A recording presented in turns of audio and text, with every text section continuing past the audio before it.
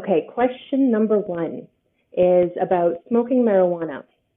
Hi, Natasha. I own a duplex in Oshawa, and the main floor tenant has been constantly complaining about marijuana smoke coming from the basement unit.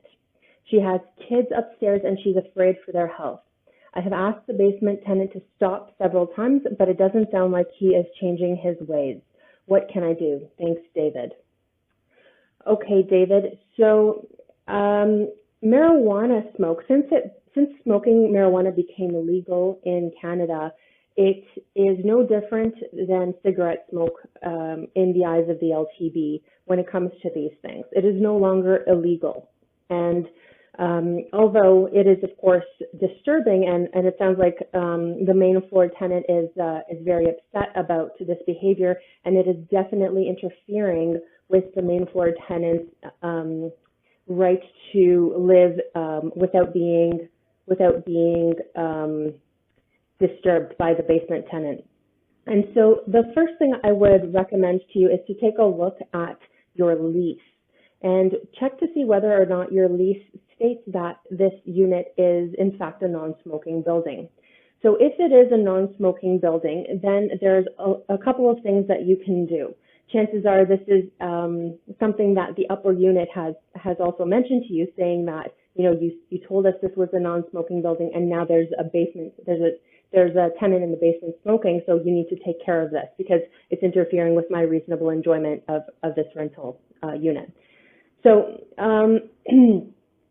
so it sounds like you've talked to the basement tenant already, and you've informed them that it's not allowed and that they should not be smoking in the property.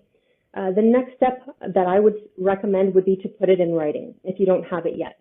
So you want to protect yourself, and this is really where I come in, and this is really the perspective that I have is how can we best protect ourselves if worse comes to worse, and you know we end up in court, and the main floor unit takes us to court because she's trying to claim that we haven't done our job by providing her with a safe and healthy place to live. Now, after you put that in writing and you make sure that you send those notices, if not email, then definitely snail mail, definitely a hard copy letter that says, you know, as per your lease, you're not required. We ask you to stop smoking inside your premises. It's disturbing the neighbors, et cetera, and deliver that right into his mailbox or deliver it through post. So if the complaints continue and this hasn't stopped the basement tenant from smoking, the next step is an N5. So again, because we're going into LTB, the legal region, you will need to talk to your paralegal about this and make sure that you get proper legal advice before you move forward with this.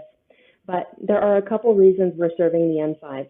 So the N5 is for interference with the reasonable enjoyment of the other tenants of the building.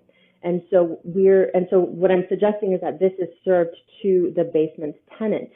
Now you can only serve this if the lease states that there's no smoking in the property, because otherwise the tenant didn't ever agree not to smoke in the property. Now, we've really got to monitor our expectations and really manage our expectations when it comes to this N5, and I'm going to tell you why. Because you are writing an N5 because you're doing your due diligence, because you're doing everything you can in your power to maintain a reasonable, healthy and safe environment for your upper tenant. But in my experience, I've been to court, to the LTB hearings many times, and every single time I've been there, a smoking claim or an N5 from a landlord against a tenant for smoking in the property has been thrown out.